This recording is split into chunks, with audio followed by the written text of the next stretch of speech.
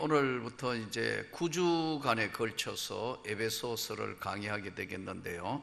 이 에베소서는 제 일지에 보니까 92년 6월 14일에 한번 에베소 강의를 했고요. 그 다음에 2008년도 7월 9일부터 에베소 강의를 했고, 오늘 2019년 5월 이제 15일 세 번째 이제 에베소서를 강의하게 되겠습니다. 이 에베소서는 AD 62년 경쯤으로 추산되어 있고, 성경 역사학자들에게 알려진 바로 로마 옥중에서 쓴 글로 알려져 있는 하나님의 말씀입니다. 여기 오늘 계속해서 에베소서를 통해 나오고 있는 이 말씀의 핵심 보면은, 예수의 일로 갇힌 자 된 나 바울은 갇혀 있다는 것을 강조합니다. 3장 1절, 그리고 주 안에서 갇힌 내가 4장 1절, 그리고 쇠사슬에 매인 사신이 된 나는 6장 20절. 그러니까 바울 사도가 로마의 옥중에 갇혀 있는 자신을 나타낸 것을 보면서, 사도 바울이 사도행전에도 보면은 옥중에 수감되어 있는 이야기들이 많이 나옵니다. 감옥소에 갇힌 이야기가 성경에 보면은 빌립보 감옥소에는 사도행전 16장에 빌립보 감옥소에 갇혔다가 이제 지진이 일어나서 옥토가 움직이는 바람에 간수들이 놀라서 다 죄수들이 도망간 줄 알았지만, 바울이 내가 여기 있다 해서 이제 간수가 자기라고 하려는 것을 말리고 그 집에 가서 이제 예배를 드리고 그 가족을 구원하는 주 예수를 믿으라, 그리하면 너와 내 집이 구원을 받을 것이다 하는 하나님의 말씀을 전하게 됩니다. 이때 빌립보 감옥에서 매를 많이 맞고 감옥에 갇히고, 그리고 사도행전 25장에 보면은 가이사라에서 갇혀서 재판을 받습니다. 베스도 재판, 그리고 아그리빠 왕에게 이야기도 하고 여러 가지 이제 상황이 나오는데, 성경 역사학자들은 한 2년 정도 옥살이를 하지 않았나 이렇게 보고 있어요. 또 바울은 이제 가이사 황제에게 상소를 하는 바람에 로마로 끌려가서 로마 감옥에서 사도행전 28장 30절에 이태 동안 정확하게 2년을 있었다는 이야기를 성경에 기록되어 있고요. 가이사라 감옥소에는 정확한 횟수가 없어요. 그러나 추정 날짜로 봐서 한 2년 정도 갇혀 있었을 것이다. 그러니까 바울은 참으로 복음을 위해서 내가 갇힌 자 되었고, 내가 주 안에서 갇힌 내가, 그리고 쇠사슬에 매였다 하는 이야기 내용들이 쭉 나오는 거 보면, 복음을 전하기 위해서, 예수를 증거하기 위해서 얼마나 많은 고난을 받았는가 하는 것을 알 수 있습니다. 그러면 오늘 그 복음의 대상이 되었던 에베소는 어떤 것이었는가? 지난번 우리가 성지순례 때 아마 다녀오신 분은 다 이제 이해를 충분히 할 텐데요. 그 에베소는 소아시아의 카이스테로라는 강 입구에 위치한 항구 도시로서 상업과 당시 로마 제국의 종교의 중심지로서 BC 334년 알렉산더 대왕에 의해서 마케도니아 제국으로 합병이 되고 로마의 시대 때는 로마 통치를 받아왔습니다. 이 도시는 헬라 신화의 영향으로 굉장히 모성신, 어머니 신이 굉장히 강해서 사도행전 19장에도 보면은 아데미 신전 숭배가 성행하고, 거기에는 경기장, 또 원형 경기장, 극장, 광장, 공중 목욕탕, 공동시설이 지금도 잘 갖춰져 있고, 2000년 전에 우리가 가봤는 거기, 좀 열악하지만 수색식 화장실이 2000년 전에 있었다는, 어떻게 생각하세요? 대단한 거 아니에요, 그죠? 우리 한번 성지순례 다녀오신 분 다 보셨죠? 자, 그리고 그때 있는 도시를 우리가 눈으로 보고 왔는데, 이야, 그 당시의 도시로 대단하다. 안 가봤죠? 그러니까 제가 그래서 100분을 이야기하는 백문이 불여일견이라 한번 가가 봐야 그렇구나. 그리고 이제 그 로마의 신과 아데미 신은 이거 합병해 가지고 나중에 결국 이것이 천주교의 성모 마리아 숭배 사상으로 바뀝니다. 오늘 오전에도 이제 우리 수요 오전 제자반 공부하면서 이제 기독론 논쟁을 공부를 가르칠 때 이거 했는데, 결국은 여러분 이제 그 431년에 기독 논쟁에 보면은 에베소 도적 회의를 하는데, 왜 도적 회의를 하면 자기들끼리 몰래 회의를 해가지고 결정했는데, 그때 결정한 것 중에 중요한 게 하나가 바로 천주교 마리아 숭배 사상이 그때 끌고 들어오는 겁니다. 그래서 멀리 있는 사람 못 오도록 만들어 놓고 자기끼리 언론 해치운 회의라 해서 에베소 도적 회의라 이렇게 알려져 있다. 이번에 성지순례가가 그 길을 다 가봤다니까요. 사실은 그 옆인데 일반 관광객들 가면 거기 안 가거든요. 그런데 이번에 이제 우리 1조 2조 나눴는데, 고신척 교회 목사님은 내가 보니까 가이드로는 빵점이에요. 마을 주변도 없고. 그런데 그 이제 목사님이니까 신학적인 배경에 있는 걸 하나라도 더 가르치려 하니까 성도는 피곤해 죽겠는데 신학 강의를 하니까요. 아리우스 논쟁, 아다나시우스 논쟁 뭐 이런 거 이야기하니까 목사들은 뭐 이거 신학 대학원에서 공부하고 전문적인 지식이 있으니까 이게 이러도록 하는구나 하는데, 여러분 거기 죽을 찍인데 무슨 아리우스 아다나시우스 논쟁에 무슨 논쟁이 하이. 근데 나는 좋더라고요. 나는 대화가 되니까. 그래서 한번 여기 가까우면 가봅시다 하니까 그럽시다 해가지고 세상에 이번에 에베소 도적회의 했는 장소, 종교회의 했는 장소도 가봤어요. 거기가 바로 에베소 지역입니다. 자, 후기 가톨릭 성모 숭배 사상, 마리아 숭배 사상을 낳았던 것이 바로 이 도시의 특징이다, 이렇게 볼 수 있습니다. 그러면 오늘 이 에베소 전체를 이제 앞으로 9주 동안 시작할 주제를 지금 다루기 때문에, 이 에베소서의 주제가 뭐냐, 가장 핵심이 뭐냐, 하늘에 있는 것이나 땅에 있는 것이나 다 예수 그리스도 안에서 통일되게 하려 하심이라. 1장 10절. 하늘에 있는 것이나 땅에 있는 것이나 다 예수 그리스도로 통일을 되게 하시는 것이 바로 에베소 성경 기록의 말씀의 목적이다.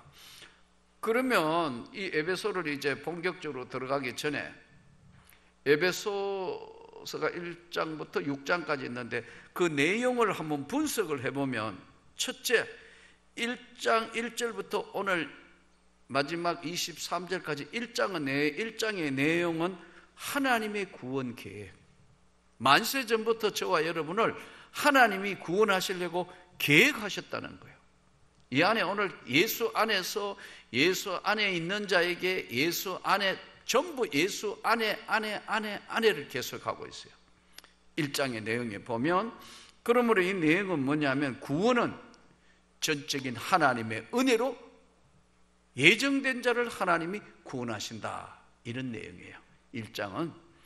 2장에 가면은 교회가 무엇인가, 2장 1절부터 이제 4장 16절까지는 교회에 대한 내용의 이야기예요. 교회가 무엇인가, 교회가 성립되려면 어떤 것이 교회이냐, 2장 1절부터 22절까지는 교회란 무엇인가 하는 것을 다루는 내용입니다. 사실은 교회가 무엇인가라는 물음에 대해서는 많은 성경적 성찰과 계획이 필요한데, 신학자였던 유명한 한스 킹이라는 사람은 이런 이야기를 했어요. 세계의 모든 문제들은 교회 문제 안에서 좌우된다. 세상에 있는 모든 문제는 교회가 정말 잘하고 교회가 하나님의 뜻대로 살고 하나님의 일을 잘 감당할 때는 세상은 편안했다. 그런데 세계 모든 일어나는 문제는 교회 문제에서 좌우된다 이렇게 이야기하면서 정치, 경제, 인종, 재반의 모든 문제가 교회가 얼마나 중요한 것을 보여주는 내용인데, 교회가 하나님의 나라를 잘 하면은 세상이 교회로 인하여 변화가 일어난다. 우리 지금 한국교회 문제는 뭐냐면 정말 세상과 너무 비슷하게 똑같아진다는 데 문제가 있는 거예요. 교회는 세상과 달라야 하는 거예요. 아멘. 너희는 세상의 빛과 소금이니까 달라져야 한다는데 교회가 자꾸 세상하고 비슷해지기 때문에 하나님의 나라가 거기에서 어려움을 겪는다. 신학자 한스 퀵이 하는 이야기예요. 교회의 본질적인 질문은 뭐냐면 구체적으로 하나님의 나라, 바로 세상의 빛과 소금의 역할을 구체적으로 어떻게 할 것인가에 고민하는 데 있다. 즉 균형적인 하나님의 말씀을 세상에 실천하는 균형적인 문제에 교회가 본질적으로 성찰을 해야 될 때가 되었다. 이렇게 이야기를 하고 있습니다. 그래서 오늘 여기에도 나오는 교회라는 문제는 이제 사도행전과 서신서에도 나오는데, 신약 성경에만은 교회라는 단어를 원어로 에클레시아라는 말인데 이게 뭐냐 하면 교회는 이 건물이 교회가 아니라는 거예요. 우리가 생각할 때는 거기 교회 있네. 물론 이 건물도 중요한데 건물도 이게 교회네 모습이 이것도 중요하지만 가장 중요한 것이 교회는 하나님의 구원받은 사람들의 모임을 에클레시아, 그걸 교회로 보았다고. 그리고 우리는 건물 중심으로 본다면 사람 중심으로 본다는 거예요. 그래서 바른 하나님의 교회는 예배, 하나님 앞에 바른 예배가 드려지고 전도가 이루어지고 교육이 이루어지고 선교가 이루어지고, 건강한 교회의 가장 중요한 특징은 말씀과 성령의 역사가 균형을 이루은 교회며 그것을 세상에 실천하는 것이 건강한 교회다. 이렇게 정리를 했어요. 그래서 조금 전에 말씀드린 교회가 어떻게 성립이 되느냐 2장, 그리고 3장에는 교회와 사도의 역할은 무엇이냐, 즉 목회자가 어떤 교회의 역할을 하며 평신도는 어떤 역할을 해야 되는 것인가 하는 역할에 대한 이야기를 하고 있고요. 4장은 교회 생활에 지켜야 될 원칙이 뭐냐 하는 것들을 다루고 있습니다.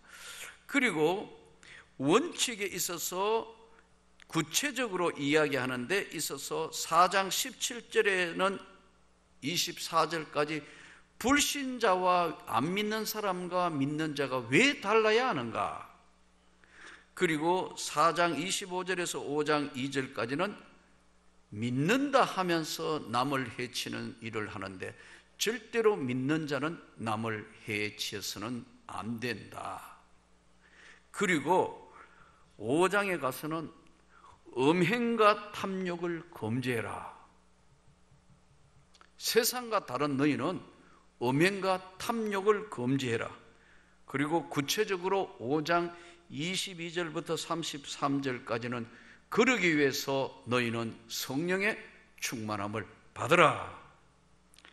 그 다음에 이제 5장의 마지막 중심부로 넘어오면서는 가정도 부부도 윤리를 지켜야 한다. 그 윤리는 첫 번째는 부모와 자식 관계는 어떻게 해라.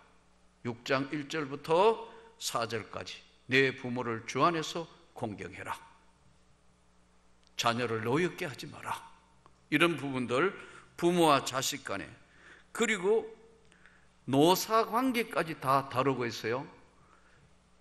가진 자는 가지지 못한 자에게 베풀도록 해라. 6장 5절부터 9절에. 그리고 일을 하는 일꾼들은 주인에게 해롭게 하지 마라. 잘 지켜라.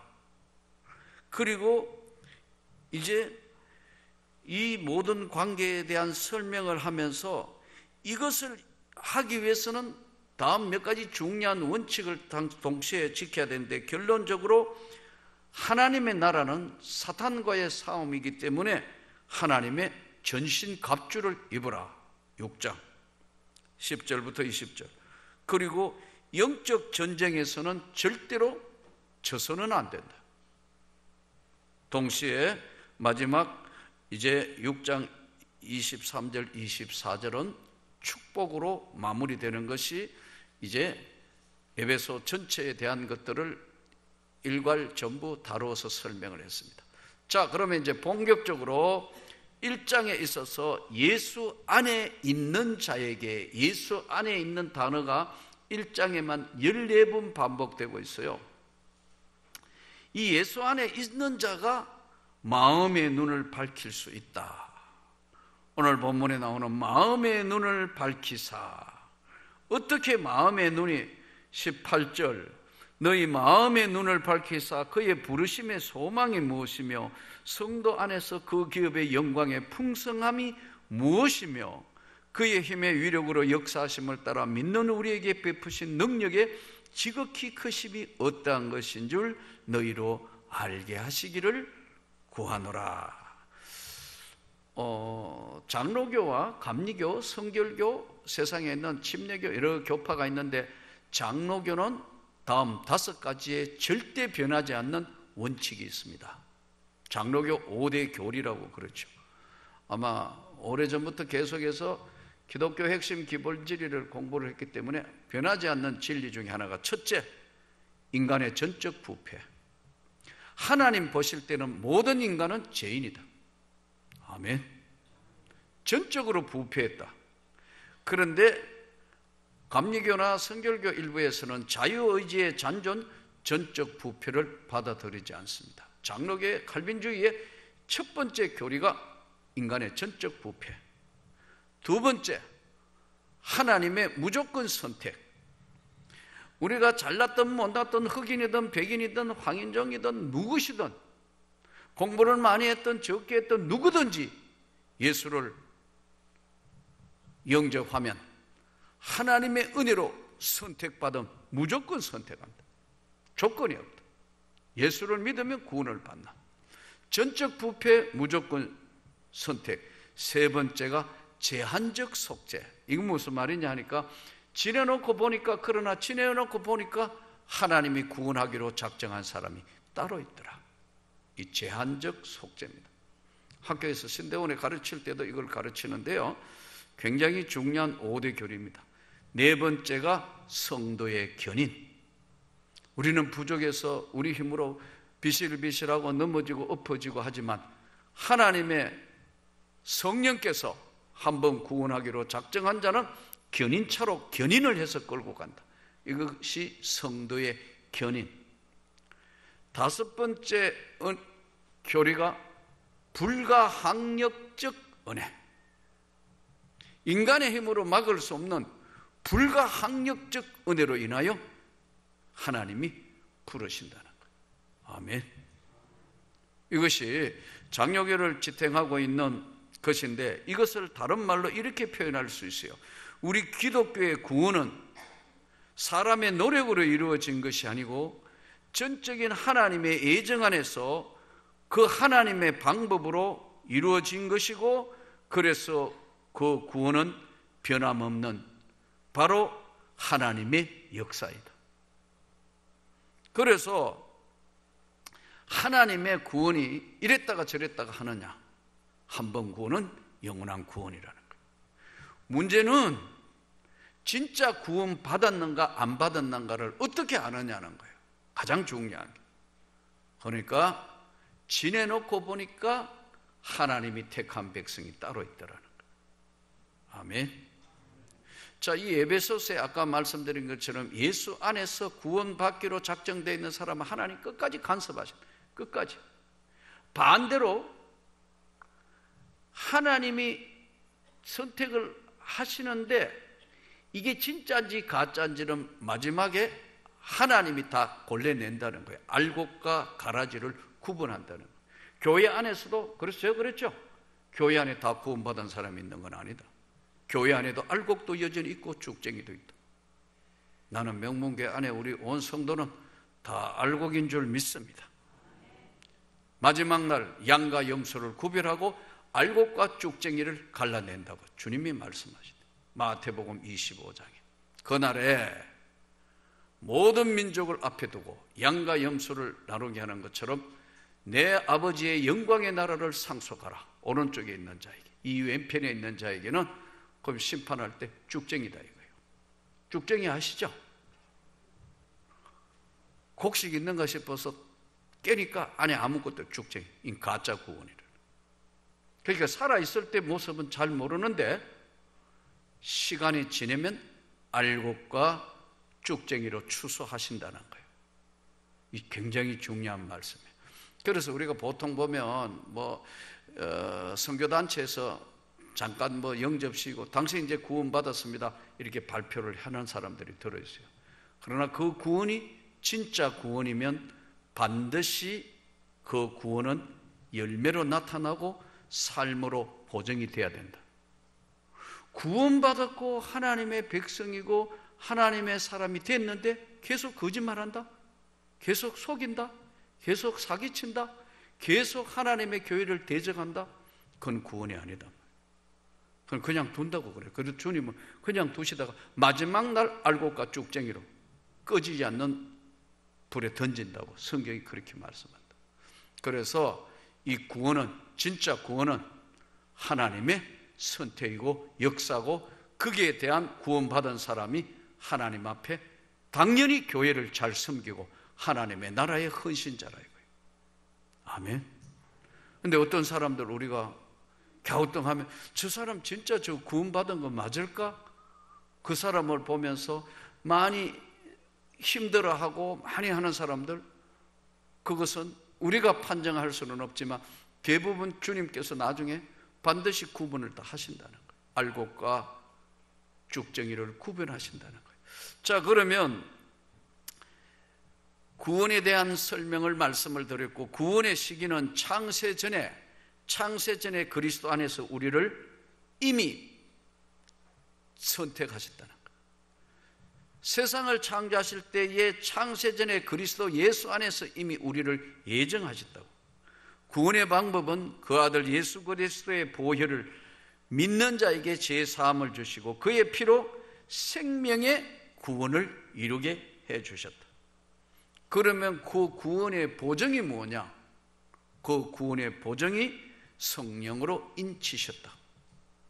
하나님의 성령으로 인치시고 그 보정이 바로 보증금 제도, 은행에 가면 신용 보증하듯이 성령이 보증하시는데, 구원받은 사람은 첫 번째 성경이 하나님의 말씀이라는 게 믿어진다. 두 번째, 구원받은 사람은 본인이 확실하게 본인이 안다. 나는 하나님 백성 되어 구원받은 백성이야. 본인이 믿고 있다.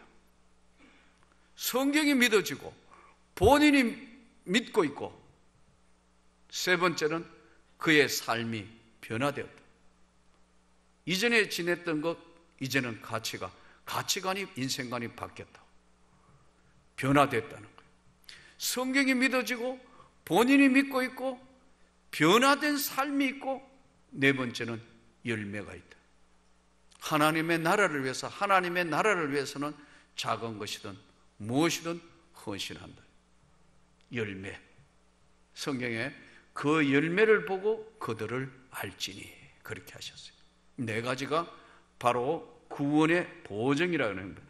이로 인하여 구원받은 은혜에 하나님의 사람이 되었다고 우리는 말씀합니다. 교회는 바로 예수 그리스도의 몸이라고 설명합니다. 예수 그리스도의 몸은 눈이 있고 귀가 있고 손이 있고 발이 있고 입이 있고 코가 있고 보이지 않는 내장 장기가 있듯이 바로 우리는 하나님의 구원받은 백성으로서 하나님의 나라를 위하여 무엇이든지 최선을 다해서 헌신하고 봉사할 때 바로 그것이 하나님의 나라를 이루는 거예요. 오늘 이 결론적인 바로 에베소서의 말씀에 마음의 눈을 밝히사, 우리 영혼의 눈, 마음의 눈이 어떻게 밝혀지느냐? 이 마음의 눈은 은혜 받아야 열려지는 거예요. 많은 사람들이 어두컴컴하게 세상을 사는데 여러분, 표정이 굉장히 중요합니다. 예수 믿는 사람의 표정은 어둠의 영에 잡혀있는 사람인지 밝은 영혼인지 그 얼굴을 보고 구분을 한다는데, 우리 삶을 여러분 수시로 한 번씩 돌아봐야 됩니다. 이것을 통찰을 해야 된다. 스스로 돌아봐야 된다고. 통찰은 세 가지가 있는데, 하나는 지적 통찰입니다. 내가 과연 성경을 읽고 있나, 지금 하나님 말씀이라 하면서. 예? 내가 지금 성경을 묵상하고 있는가? 이것이 지적 통찰이에요. 이거는 단순 머리로 해석하는 것이 아니고 성경을 마음으로 받아들이는 거예요. 그 성경을 통해서 내 삶에 진짜 뭐가 변했는가 안 변했는가 돌아보는 것이 지적 통찰이에요. 두 번째 통찰은 정서적 통찰인데, 이 정서적 통찰은 느낌과 감정을 표현하고 있는가. 주님, 내가 주님을 사랑합니다. 하나님, 내가 정말 하나님을 사랑합니다. 내가 부족하지만 내 작은 것이라도 내가 하나님의 교회와 하나님의 나라를 위하여 작은 것이라도 제가 헌신할 수 있게 해주십시오. 정서적 통찰은 느낌과 감정이에요. 그래서 여러분, 기도도 딱 시기 보면 진짜 하나님의 구원받은 하나님의 백성은 기도가 가슴으로 기도를 해요. 느낌이 달라요. 밑에 앉아있는 사람, 모든 사람들이 동일한 감정과 정서를 느끼며 은혜를 받는 거예요. 지적 통찰, 내가 말씀을 정말 읽고 묵상하고 있나? 정서적 통찰, 내 마음과 내 감정이 언제나 주님 앞에 감사하고 주님의 뜻을 이해하려고 하고 내가 주님께 가까이 가기 위해서 노력하고 있나 하는 정서적 통찰. 통찰의 세 가지. 마지막 세 번째는 영적 통찰. 영적 통찰은 믿음의 은혜의 반응이에요. 어디 가도 영적 통찰력이 있는 것은 어디 가도 영향을 준다고. 대화해도 그 사람하고 영향이 가요. 같이 찬송 불러도 옆에 있는 사람이 그 찬송 들으며 영향을 받아요. 영적 통찰이 그런 거예요. 아무 말 안 해도 옆에 가만히 앉아 있어도 이 사람 예수 믿는 사람이, 이분은 장로님이고 이분은 권사님이고 이분은 집사님이고 더더군다나 이분은 목사님이고, 가만히 앉아 있어도 옆에 무슨 몇 마디 해도 영적인 통찰력에 영향을 받는다는 거예요. 제가 보니까 우리 한국 사람이 진짜 많이 돌아다니는 것 같아요. 저 아프리카 어디 흑인들이 있는, 전부 있는 그 나라에도 보니까 한국 사람이 얼마나 많이 갔던지 그 흑인 가이드가 학교 종이 땡땡땡 하더라고. 이 누가 가르쳐 줬냐 물으니까 한국 관광객이 와가 가르쳐 줬다고. 참 기가 막, 학교 종이 땡땡땡, 어서 가보자 이거 한다고. 웃긴다고 웃겨. 얼마나 아프리카 전 세계 온 한국 사람이 다 돌아다니면서 빨리 해가 다 버려놨어요, 여러분. 예. 웃긴다고 웃겨. 얼마나 많은 영향을 줘요. 예. 그리고 뭐 지난번에 러시아 갔는데도 막 아리랑 이것 막 하더라고. 이게 뭐 돈 내라고. 한국 사람 지나가니까 한국 사람인지 아니까 뭔가를 영향을 끼치기 위해서 아리랑 하고 있다고. 우리가 이래야 되는 거거든요. 예수 믿는 사람이 아주 쉽게 얘기하면 우리가 어디를 가더라도 모든 사람에게 영향에, 영적 통찰력에 영향을 미쳐야 되는데 그러지 못한다는 거예요. 오늘 예수 안에서 우리가 모든 일에 헌신하고 주님의 교회에 작은 것이든 큰 것이든 나는 몸을 들여 헌신하고 시간을 들여 헌신하고 하나님의 영광을 위하여 지적 통찰, 말씀의 깊이를 더하고 그리고 정서적으로 무엇을 하든 느끼고 감사하고 진심으로 하나님께 영광 돌리고 영적으로 살아있어서 모든 사람들이 하나님의 사람들로 바꾸는 영적인 통찰력을, 영향력을 행사해야 되는데, 우리 그런 사람이 되도록 이 에베소서를 공부하는 동안 계속되는 하나님의 축복이 함께 하시기를 축복합니다.